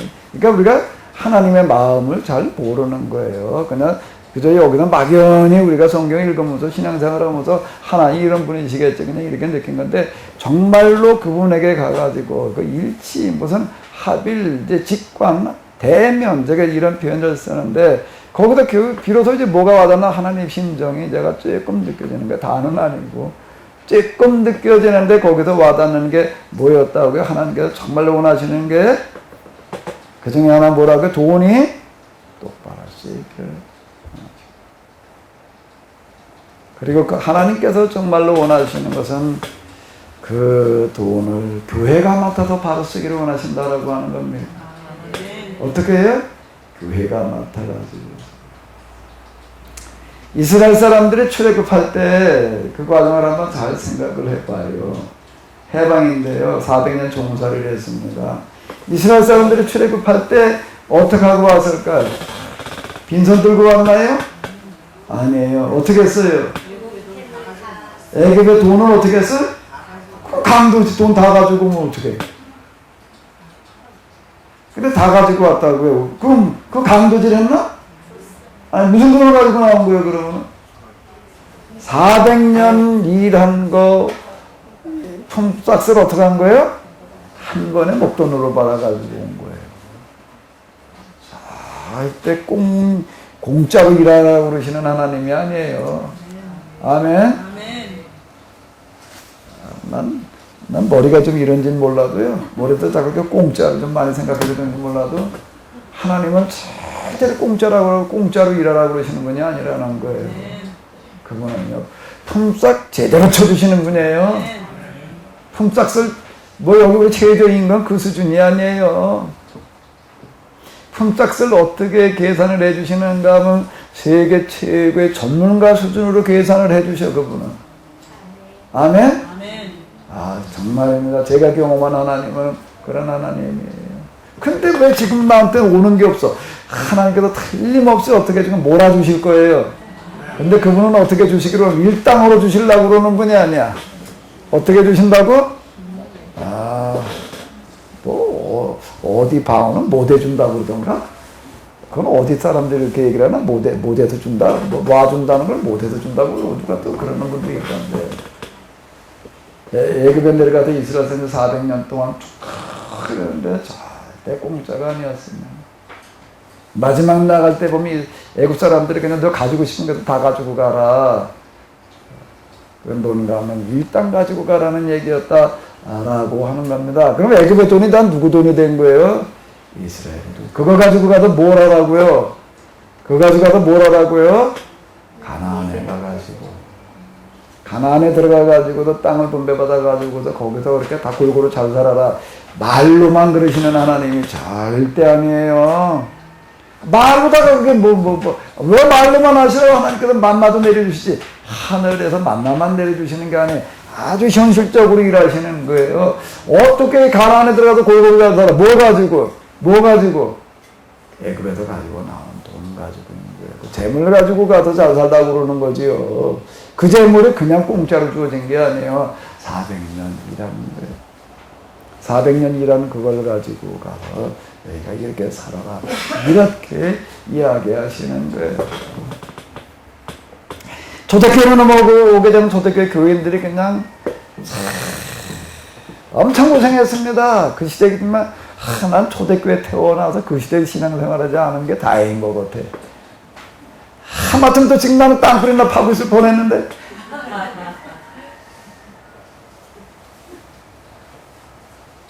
난 또 눈썰미가 있어가지고 아마 내가 그때였으면 내가 또 땅굴 팠을 것 같아. 여기다 우물 파자, 여기다 뭐 하자, 그러고 나 또 이게 또 그러고 있었을 거래. 일도 눈에 뵈야 하는 거지, 그거 안 뵈는데 어떻게, 그래서 맨날 내 땅굴이나 파고 그냥 이불저불 도망다니고 그냥 그러고 있었을 뻔 했는데, 엄청 고생했습니다. 수많은 사람 죽어갔고요. 죽어가면서 정말 다 자기 목숨 아깝다고 그러지 않았고요. 정말 그러고 죽어갔어요. 그리고 그 시대에 교회 나가는 사람들은요, 생명을 내놔야 됐고, 두 번째 뭐 내놔야 됐다고요? 사유재산이라는 건 없었습니다. 초대교회는요. 공유재산만 있었지요. 거짓말 같은 얘기인데요. 사도행전에서나 그랬지, 그 얘기가 아니에요. 초대교회 내내 그랬습니다. 내내 그랬어요. 생명을 내놨는데 그 다음 재산 내놓는 거예요. 같이 나눠 썼습니다. 그건 진짜 그랬어요. 정말 그랬어요. 재산을 포기해야만 했습니다. 그 사람들 다 손해본 건가요? 절대 하나님은 손해보지 않게 하세요. 아멘? 하나님은 절대, 그분은 아주 이문에 예민한 분이어서 수지 타산을 계산을 해보셔서 절대 손해보지 않게 하세요. 초대교회 사람들이 오랜 동안 300여 년 동안, 정확하게 얘기하면 250년 되죠. 250여 년 동안 정말 그 교회를 나가는 사람은 사유재산 다 포기했습니다. 공동재산만 있었죠, 거기서는요. 그리고 살았어요. 그럼 그게 그냥 공짜였나? 천만에. 나중에 무슨 일이 일어나는 거라고요? 그 교회라는 건 교인을 말하는 거예요. 뭐가 맡겨지는 거예요? 로마 제국 전체에 돈이 맡겨지는 거예요. 로마 제국 재정의 집행권이 누구에게 주어지는가 하면 여기 주어지는 거예요. 이건 역사의 얘기예요. 역사의 이야기예요. 아멘? 우리가 하나님을 위해서 손해 좀 보자고요? 아멘?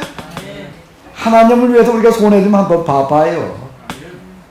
크게 한번 손해 봐보자고요. 잘 생각해야 돼. 이게 또 잘못 알아들으면 또 괜히 엉뚱한데 사기당해. 어디 가서 교회장이나 진짜 그래가지고 담담 사기당하는데 그렇게 쓰는 거 말고 정말 우리가 하나님을 위해서 한번 똑바로 한번 써보자고요.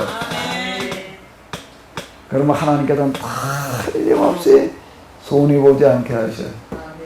지난번에 그 연대 어떤 은퇴 교수님이 와가지고 우리 이제 성서문학을 가르치신 분이 있는데요.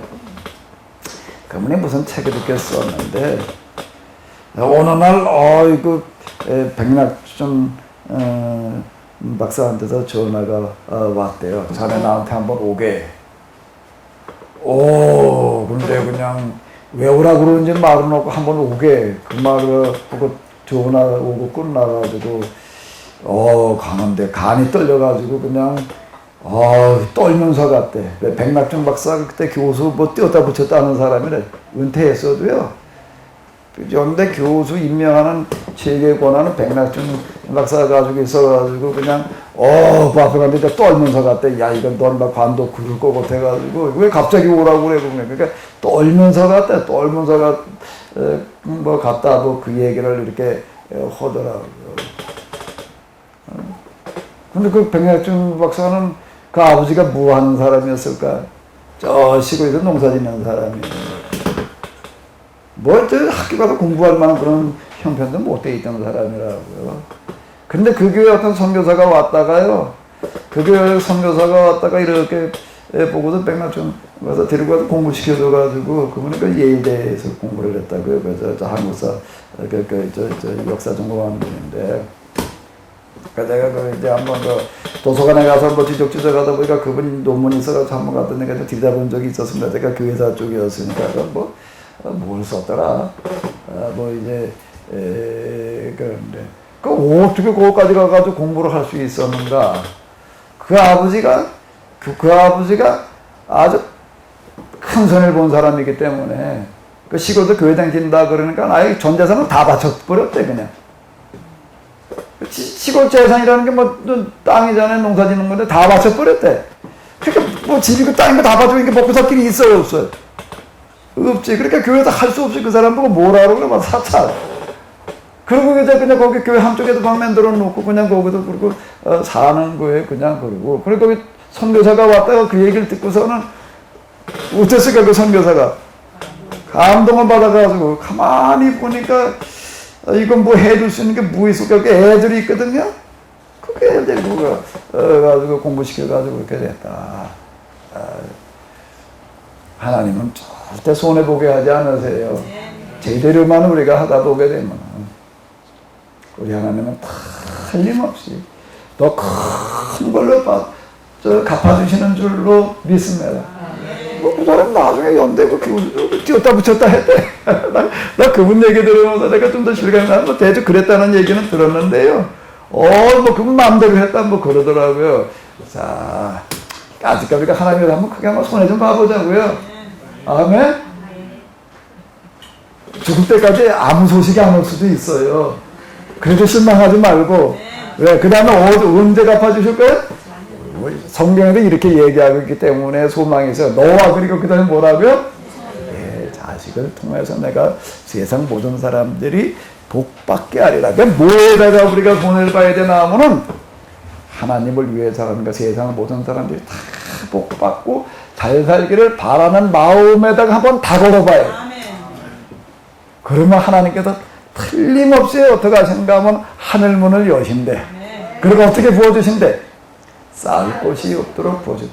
그런 얘기가 있죠? 거기서 얘기하는 하나님 외에도 다 보는 게 뭐예요? 거기서는요? 11조라는 겁니다. 11조 정신은 이런 얘기예요. 11조는 내가 하나님 앞에 10분의 1만 내면 하나님께서 더 보고 그걸 가지고 드리는 게 아니라 11조는 뭐예요? 세상 모든 사람이 다 어떻게 되기를 바라는 마음이에요? 잘 살게 되기를 바라는 마음을 내가 거기에 보태는 겁니다. 내가 여기에 동참하겠습니다라는 심정으로 너희가 제대로 이걸 한번 해봐라. 그러면 내가 하늘문을 열고 어떻게 하겠다? 너에게 쌓을 것이 없도록 부어주겠다. 아멘? 돈을 사랑해도 돈 쫓아가지 말고. 그러면 돈 가지고 그 돈 가지고는 절대 행복해지지 않습니다. 그 돈 가지고 나 혼자 행복해지려고 그러면 절대 행복해지지 않아요. 불행해져요. 돈 때문에 불행해집니다. 할 일 없이 어떤 사람이 있는가 하면 복권 맞은 사람 부러워하는 걸로 끝나지 않고 복권 맞은 사람 쫓아다니면서 연구해보는 사람이 있더라고요. 그래서 연구도 발표를 해. 그랬더니 어떻다고요? 복권 맞아가지고 조금 맞은 거 말고 몇십억 탄 사람 우리나라 사람도 쫓아다녀보니까는 어떻게 됐냐면 다 불행해져 있더라. 공통점이 있는데 뭔가 하면 대부분 다 이혼했거나 집안 친척 뭐하고 다 원수가 돼가지고 있고, 친척도 형제들하고 다 원수가 돼가지고 있고, 누구하고도 원수가 돼가지고, 지 배우자하고도 원수가 돼가지고 다 이혼해가지고 있더라. 왜 원수가 됐을까? 야, 너 좀 돈 좀 챙겼으니까 좀 같이 나눠 쓰자. 이걸 안 하려고 하다 보니까 다 원수가 돼가지고, 그리고 뭐, 우리 처갓집도 좀 나눠주자. 그러니까 그게 안 되라 이렇게 서로 싸우다가 이혼해가지고 있더라. 그리고 알코올 중독 아니면은 마약 중독돼 있고, 다 불행해져 있더라. 아멘. 돈 가지고 혼자 행복해지려고 그러면 많은 겁니다. 아예 어떤 사람, 어떻게 하는가 하면, 세계에서 또 제일 큰 복권 받은 사람 쫓아다니면 또 연구하는 사람이 있더라. 그리고 또 그거 결과 나오는 거 보니까 무슨 아니 평생 그냥 매일 돈을 쓰고 다녀도 못 쓸 만큼 그 세계 무슨 복권이 그렇게 큰 게 있지? 그거 뭐 어마어마한 복권 받은 사람이 있더라고요. 그 사람이 어떻게 죽었냐면 아주 비참하게 불행하게 살다가 자살했대. 자살할 때 돈을 뭐 얼마나 남겨놨대나? 그 유서 써놨는데 뭐라 그러고 유서 써놨다고요? 절대 복권 사지 마라. 복권 파는 가게마다 그거 좀 갖다 현수막을 걸어놓으면 좋을 것 같은데, 세계에서 복권 오다가 얼마 맞았던 사람이 비참하게 죽어가면서 뭐라 그러고 죽었다? 절대 복권 사지 마라. 그렇게 그거 갖다 현수막에 걸어놓고 복권 파는 사람은 하나도 없어. 여기에서 복권 사가지고도 뭐가 나왔다. 그냥 그걸 해가지고들 그러고 있는데, 돈 가지고 혼자 행복해지려면 그건 많은 거고요. 참, 난 나의 바람이다. 여러분들의 바람이 되기를 바라요. 세상, 여러분 돈 얼마쯤 있으면 좋을 것 같아?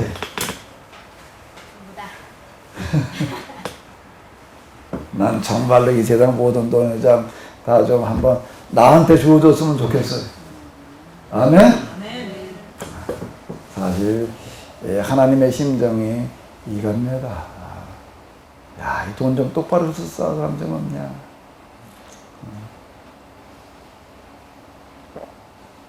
이제 그 실용적인 지혜 같은 얘기들 많아요. 고된 노동을 한 사람은 많이 먹거나 적게 먹거나 죽도록 일했으니까 잠은 편하게 자는데, 부자는 어떻다고요? 이런저런 걱정이 많아서 잠을 못 자.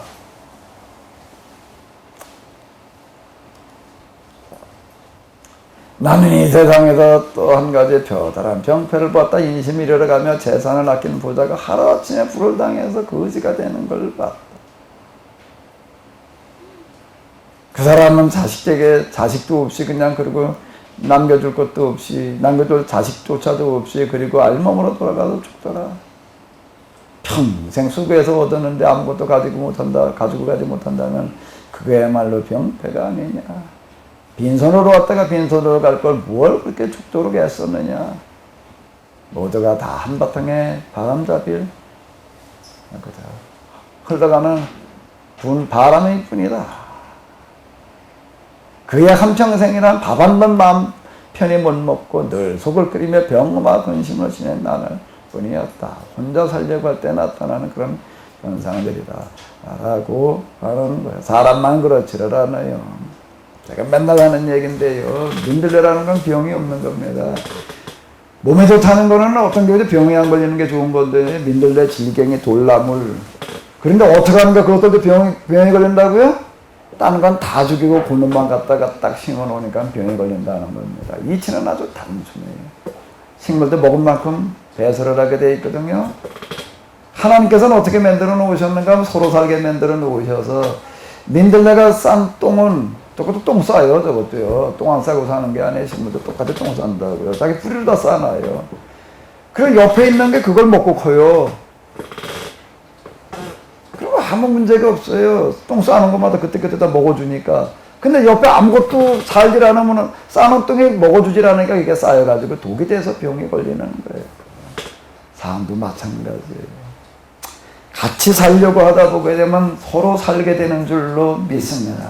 그러니까 하나님께서 만들어주신 자연 만물의 모든 원리는 공생의 원리예요. 공생의 원리예요. 같이 살 궁리를 해야 돼요. 아멘. 같이 살 궁리를. 그러면 하나님께서 궁리, 뭘 해야 된다고요? 궁리를 해야 돼요. 무슨 궁리? 살 궁리. 무슨 궁리? 어떻게 살 궁리? 혼자 살 궁리 말고 같이 살 궁리라면 하나님께서 길을 알게 하실까요? 모르게 하실까요? 그걸 지혜라고 그러는 겁니다. 아주 간단한 이치예요. 아주 간단. 혼자 뭘 어떻게 아주 잘 되는 궁리 방법, 그걸 세상에서는 지혜라고 그러는 거예요. 세속적인 지혜와 하나님께서 얘기하시는 지혜는 요게 다르다라고 하는 겁니다. 자, 그 다음 장으로 또 넘어가 보도록 하겠습니다. 나는 이 세상에서 흔히 벌어지고 있는 또 다른 허망한 일을 보았다. 하나님에게서 부귀영화를 받았으나 그것을 누릴 건강을 얻지 못하여 일찍 죽어버리고 그 부귀영화를 다 같이 좀 읽어주시기 바랍니다. 2절부터요. 하나님에게서 부귀영화를 받았으나 그것을 누릴 건강을 얻지 못하여 일찍 죽어버리고 그 부귀영화를 낯모르는 사람이 대신 누리는 경우다. 이것이야말로 전혀 앞뒤가 맞지 않는 인생의 모순이다. 얼마나 통분할 일인가. 또 누가 스라의 아들, 딸을 100명이나 두고 장수를 누렸다 할지라도 살아서 즐거움을 누리지 못하고 죽어서 장례를 치를 돈조차 없다면 태어나면서 죽은 아이보다 무엇이 나을 것인가. 태어나면서 죽은 아이는 헛되이 왔다가 어둠 속에서 사라져 이름조차 얻지 못하고 해도 본 적이 없을 뿐 아니라 아예 해가 있는지도 모를지라도 불행한 인생을 늦도록 사는 사람보다 낫다. 사람이 비록 장수하여 천년의 갑절을 산다고 하여도 인생의 만족을 누리지 못한다면 도대체 그것이 무슨 소용이 있는가. 슬기로운 사람이나 어리석은 사람이나 다 같이 밥을 얻어먹으려고 평생토록 애쓰지만 만족을 얻은 적은 한 번도 없는 것 같이 보인다. 인생의 우여곡절은 어느 쪽에나 다 있다. 그러나 가난하더라도 슬기롭게 사는 사람이 훨씬 더 좋은 인생을 누린다. 눈으로 보는 것이 욕망으로 간구하는 것보다 더 낫다. 좋은 것을 꿈속에서 아무리 찾아본들 무슨 소용이 있는가. 이것도 바람을 잡는 헛된 일이다. 세상 만사는 이미 정해져 있다. 사람의 미래가 어떻게 되리라는 것은 이미 정해져 있다. 그러니 인간은 아무도 자기보다 강하신 분과 다툴 수 없다. 말을 많이 하면 그만큼 더 헛수고만 많아진다. 말을 많이 해서 얻는 것이 무엇인가? 그림자처럼 덧없는 이 짧은 인생을 어떻게 살아야 가장 잘 살아가는 줄을 누가 과연 알 수 있겠는가? 사람이 죽은 다음에 이 세상에서 벌어질 일을 누가 과연 일러줄 수 있겠는가? 이 전도자, 세상 지혜 전도자를 얘기를 하는 건데, 여기서 계속 위기지혜로다 이렇게 분류하는 이유는 여기 일반 지혜에 대해서 거부감을 보이는 표현들이 많이 들어있기 때문에 그렇습니다. 그런데 뭔가 하면은 헛되고 헛되니 헛되고 헛되지. 모든 일이 헛되도다 이렇게 얘기하는 부분들이 있기 때문에 위기지혜를 이렇게 분류를 하는데, 사실 그 내용을 들여다보게 되면은 일반 실용지혜를 얘기하는 것들과 많은 부분에 서로 이제 겹쳐지는 것을 볼 수가 있습니다. 사람이 비록 장수하여 천년의 갑절을 산다고 해도 인생의 만족을 누리지 못하면 어떻게 된다는 거예요? 아무 쓸데가 없다. 그럼 뭐 하는데 소용이 있겠느냐. 그러니까 제일 중요한 게 뭐라는 게 만족을 누리면서 사는 거다. 편안한 마음으로 사는 거다라고 이렇게 계속 이야기를 하고 있습니다. 그림자처럼 덧없는 이 짧은 인생을 어떻게 살아야 가장 잘 살아가는 길인지를 누가 과연 알 수 있겠느냐. 여기서 얘기하는 건 어떻게 살아가는 게 가장 잘 살아가는 거라고요? 오늘 하루에 어떻게 하는 거예요? 만족하고. 그리고 어떻게 사는 거예요? 기쁘게 사는 거예요. 뭐 내일 걱정 맨날 뭐 그렇게 너무 그러지 말고 그냥 오늘 하루 그냥 아주 행복하게 만족하게 살아가라. 아멘? 이게 지금 이제 여기 전도자가 얘기하고 있는 그와 같은 이런 지혜가 되겠네. 사실 이 지혜도 우리에게 굉장히 필요한 거예요. 이건 기본으로 깔고 시작해야 되는 거예요. 여기서 이렇게 얘기하는 이런 것들은 체육의 덕목으로 예시하는 것들이 이제 이런 건데, 이건 우리가 하나님 믿고 있는 사람들에게는 이건 기본적으로다가 우리가 해야 돼요. 그러니까 세상 다 부귀영화 뭐 그렇게 그냥 이런 것들 다 헛된 거다. 너무 그렇게 거기에 연연하지 말아라. 우리가 꿈꿔야 될 어떤 이런 것들, 그러니까 다시 6개로 돌아가다 얘기를 한다면 정말 마른 땅에 샘물 터지고 광야에 꽃이 피어서 숲이 이루어지는 그 나라를 꿈꾸는 거죠. 우리가 고대해야 될 거는 그런 나라인 줄로 믿습니다. 불가능해 보이지만 그걸 바라고 또 바라는 사람이 있다면 그 요문이 쌓인다면 틀림없이 사막의 생수가 흘러 넘칠 줄로 믿습니다.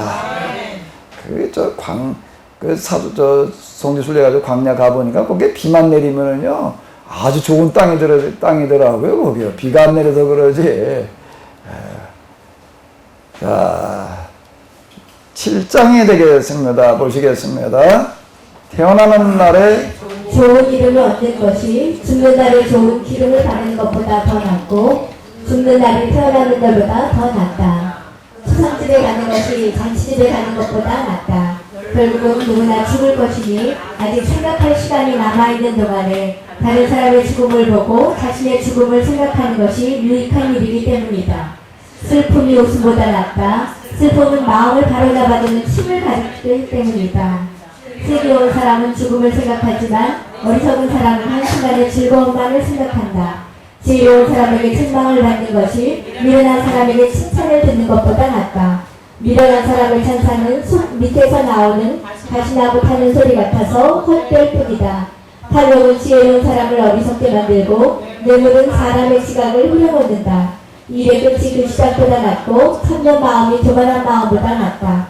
성급하게 성을 내지 말아라. 바보들이나 성과를 부린다. 옛날이 더 좋았다고 그리워하지 말아라. 그런 향수를 품는 것은 지혜로운 일이 아니다. 슬기로운 사람이 되는 것은 부자가 되는 것 같이 좋은 일이다. 지혜는 세상을 살아가는데 유익하기 때문이다.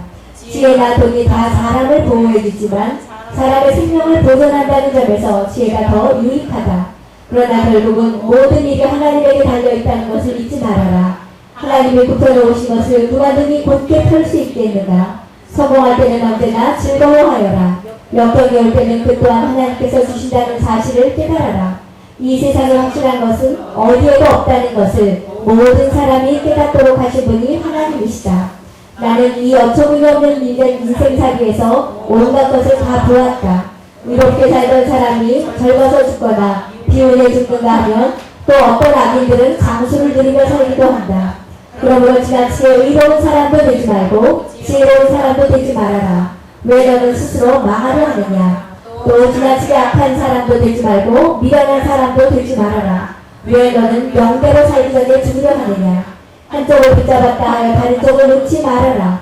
하나님을 두려워하면 어떤 경우에든지 살 길을 찾아 나갈 수 있다. 슬기로운 사람은 열방의 통치자들보다 더 강하다. 그러나 사람에 대해서 말한다면 죄를 짓지 않는 사람은 이 세상에 하나도 없다. 남들이 하는 소리에 신경을 쓰지 말아라. 내 종이 너를 헐뜯는 말을 듣게 되더라도 모른 척 하여라. 너 자신도 남을 많이 헐뜯지 아니하느냐. 나는 지혜로워지려고 온갖 노력을 다하였다. 지혜로워지려고 다짐하고 또 다짐하였다. 그러나 지혜는 내게서 항상 먼 곳에 있었다. 세상 만사 이치가 인간의 지혜를 다할 곳이 없는 먼 곳에 있고 깊고 깊은 곳에 숨어 있으니 누가 가까이 이르러 찾을 수 있겠는가. 나는 또 사람의 성격을 연구하고 관찰하여 인간의 악행은 지혜가 부족한 데서 생기고 미련한 행동은 반성하여 고칠 줄 모르는 데서 유발되는 것이 아닌가를 밝히려고 하였다. 그래야 나는 마음이 올가미와 그물 같으며 두 팔이 포승 같은 여인이야말로 죽음보다 더 지독하다는 것을 알게 되었다. 하나님을 기쁘시게 하는 사람은 그런 여인의 함정에서 벗어나지만 죄인은 올무에 잡히고 만다. 나 전도자는 모든 이치를 하나하나 살펴본 결과 다음과 같은 것을 깨달았다. 곧 내가 만나본 남자들 가운데 슬기롭다고 말할 수 있는 남자가 1000명 중에 1명은 되지만 여인들 중에는 1명도 없다는 것이다. 내 모든 연구를 종합하건대 하나님께서는 인간을 단순하고 정직하게 지으셨으나 인간의 온갖 수단과 엄보를 꾸며내고 있다. 마음에 드는 구절 하나 찾아봐봐요. 제일 와닿는 구절 하나 찾아봐봐요. 한번 읽어보실까요? 내가 만나본 남자들 가운데 슬기롭다고 말할 수 있는 남자가 1000명 중에 1명은 되지만 여인들 중에는 1명도 없다는 것이다. 동의하세요? 마음에 안 들어요? 참. 남자들은 저 지혜로운 자의 확률이 몇 프로에 1000명 중에 하나면 0.1%인가? 0.02%인가? 0.1%, 0.001이요? 아, 이게 지혜로운 자 이렇게 드물다는 얘기인데. 근데 여자들은 어떻다고? 아예 0%라? 동의하세요? 아예 하나님의 말씀인데 성경이 동의 안 하면 어떡할 거예요? 이건 우리가 저 성서원에 연락해서 전도서 7장 28절은 빼내라고 그래야 되겠네.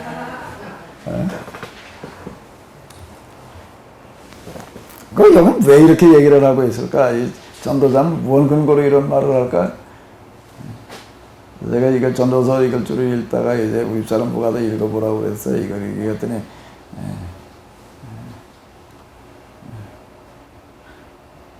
우리 사람은 아멘 했을까? 근데 왜 이렇게 얘기를 하고 있을까? 그러니까 여러분들이 연구를 해보셔요. 연구를 해보셔요. 이 전도자 이 사람 보게 되면은 이 사람 왕이었다 어쨌다. 그러니까 근데 난 어떻게 이런 말 할 수 있었는지, 그러니까 이걸 쓴 사람이니까 한 사람이 이걸 다 썼다고 이렇게 얘기할 수 있다라고 볼 수가 없는. 이 전문가들은 그렇게 봅니다. 전도서니까 한 사람이 다 쓴 게 아니라 여러 사람들이 얘기한 거니까 모아놓은 거다라고 이제 이렇게 이야기를 합니다. 여기 사실 많은 거 격언이고 이제 교훈이고 그렇잖아요. 그 중에 하나가 이제 이런 구절. 미련한 사람의 찬사는 손 밑에서 나는 가시나무 타는 소리와 같아서 무엇뿐이다? 이게 무슨 얘기인지 이해가 돼요? 다시 한번 다 같이 읽어보세요. 미련한 사람의 찬사는 손 밑에서 나는 가시나무 타는 소리 같아서 헛될 뿐이다. 이게 뭔 얘기인지 이해가 돼요? 손 밑에서 나는 무슨 소리? 가시나무 타는 소리가 뭔 소리예요? 가시나무 타는 소리가 어떤 소리일까? 이건 떼봤어야 알지. 이건 떼봤어야 알지. 왜 가시나무를 갖다 뗄까? 이 나라 상황은 어떤지 잘 모르겠는데요. 우리나라 상황에서 이렇게 저희 어렸을 때 이렇게 보게 되면 참 힘든 과제 중에 하나가 이 뗄나무 해결하는 거였습니다. 겨우나 이거 뗄나무 해나가는 게 일이었어요. 밥 먹으면 나무 먹으러 갔다고요. 그렇게 거의 매일 가다시피 해야지 겨우 나무를 조달을 했어요. 나무 어디 해올 때나 있나 그냥 멀리 가야 되고 가까운 데는 어떻게 하는 거예요? 그냥 아주 빗자루 가져가서 쓸다시피 그냥 싹 해왔습니다. 나무고 요런 저 그루터기 같은 거 있으면은요, 또 우리는 고자등거리를 하러 간다나 도끼 들고 가도 또 그거 가져서 싹싹 또 다 쳐와 또.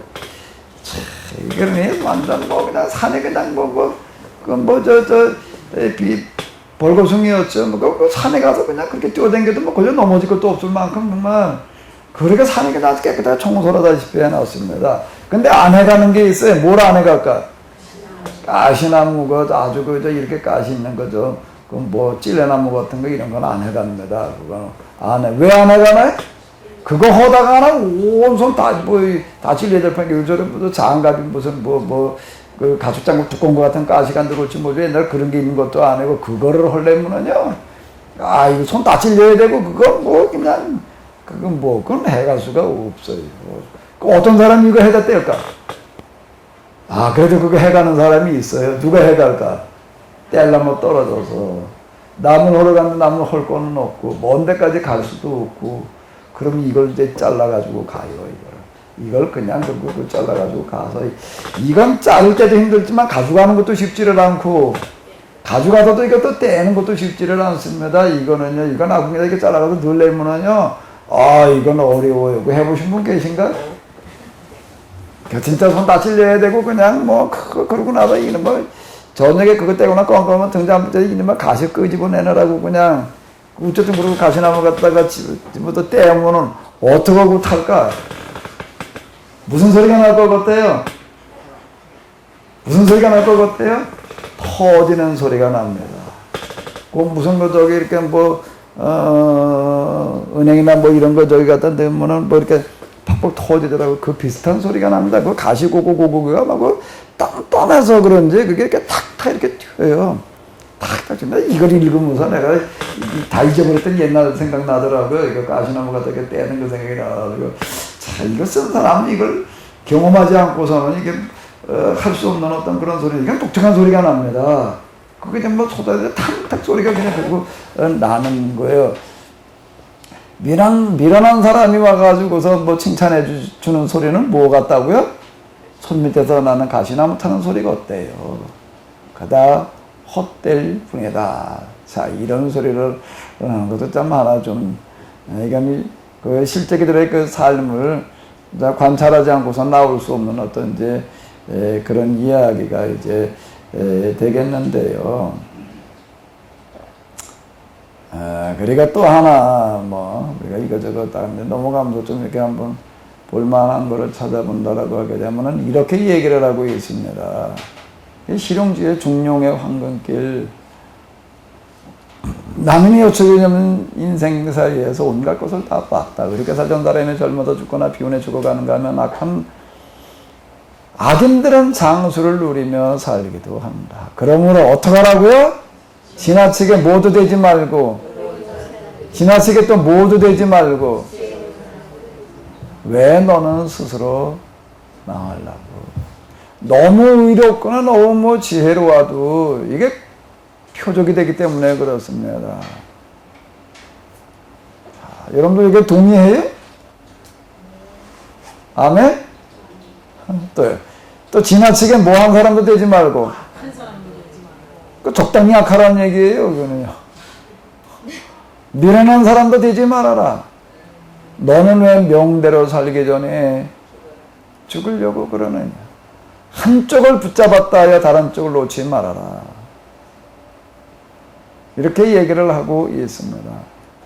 하나님을 두려워하면 어떤 경우에든 살 길을 찾아 나갈 수 있다라고 이렇게 얘기를 하는 게 이제 실용적인 그런 지혜, 세속적인 그 현실적인 지혜, 이제 이런 쪽을 얘기를 하고 있는데요. 슬기로운 사람은 10명의 통치자보다 더하다. 뭐 이렇게 얘기를 하고 있습니다. 이제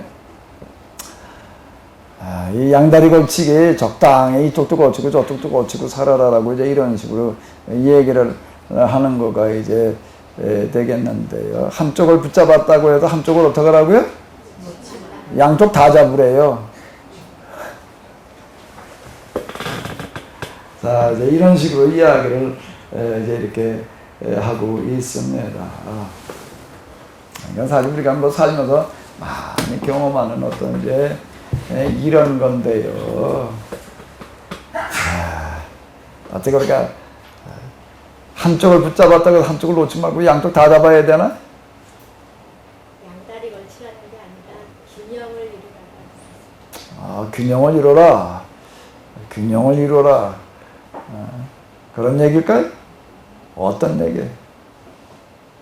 지나치게 의로운 사람도 되지 말고 지혜로운 사람도 되지 마라. 지나치게 악한 사람도 되지 말고 미련한 사람도 되지 말아라. 중용에 여기 중류, 여기 제목 자체. 이거 제목은 물론 이제 번역한 분들이 현대 성경에서 붙여놓은 건데 중용의 길을 선택을 해라라고 이렇게 얘기를 하는데 우리가 욥기에서 만나게 되는 어떤 그런 길은 중용의 길일까요? 무슨 길이에요? 오직 그냥 누구 편에만 서라? 하나님 편에만 서라. 자, 이렇게 이야기를 하는 겁니다. 오직 하나님 편에만 서라라는 어떤 그런 이야기가 이제 되는 건데요. 어쨌든 이제 이건 이런 것들이 들어와 있다라고 하는 성경에도 왜 이런 걸 기록을 해놓고 있느냐라고 이제 이렇게 얘기할 수가 있을 텐데, 이건 그 당시 이제 그 전도자라고 하는 이야기 자체가 뭘 말하는가 하게 되면은 가르치는 자, 지혜의 교사들을 얘기를 하는 건데, 그 당시에 이런 가르침들이 있었다라고 하는 그런 것들을 이제 이야기하는 겁니다. 근데 이걸 이제 이렇게 전도서에서 얘기하는 게 결국 이거 얘기하는 거단 말이에요. 양다리 걸치기 얘기하라고 얘기를 하느냐? 그거는 아니고요. 그런 것들이 다 이제 쭈루루 넘어가고 그러는데, 그런 것도 한쪽에서 하나님만을 두려워라, 하나님을 경외하는 것이 최고다, 뭐 이렇게 이제 얘기를 하는데, 맨 마지막에 가게 되면 이제 전도서에도 말하려고 하는 마지막 결론이 이제 나오게 이제 됩니다. 지혜로운 남자의 확률은 뭐 0.001%라고요? 여자는 몇 프로고요? 이건 반대로 된 것 같아. 요즘 이렇게 보게 되면 여자가 훨씬 더 지혜로운 것 같아. 내가 우리 집사람하고 살면서 느끼는 건데요. 젊었을 땐 내가 지혜로운 것 같은데 요즘은 이제 내가 역전당해가지고 이제 내가 우리 집사람하고 살았다 그러는 게 아무것도 없는 것 같아. 운전도 보게 되면은 이제 우리 옛날에 운전 가르쳐 좀 내가 잔소리 엄청 많이 해가지고 운전도 나한테 아무 소리도 못 하더니 이제 나한테 이제 운전 못 맡기겠대. 그러고 나와가 내가 이제 운전도 이제 내가 나은 게 없고 뭐 나은 게 이제 아무것도 없더라고 이제 나가. 기억력도 그렇고 뭐 이제 내가 뭘 하다가 뭐 성경 구절을 생각 안 나면 내가 물어봐야 돼 이제 우리 사람한테. 그러니까 할 수 없이 비싸 뭐라 그러면 나 때문에 성경을 다 외우고 있어야 되겠대. 여자들이 훨씬 지혜로운 것 같아요. 아멘? 전도서 다시 써야 돼. 다른 부분은 몰라도 7장 몇 절이요? 28절은 다시 써야 돼. 세상 돌아다녀 보니까 남자들은 다 멍청한데 여자들은 어떻더라? 지혜로운 사람들이 많더라. 아멘? 좀 10분만 쉬었다가 나머지를 또 보시도록 하겠습니다.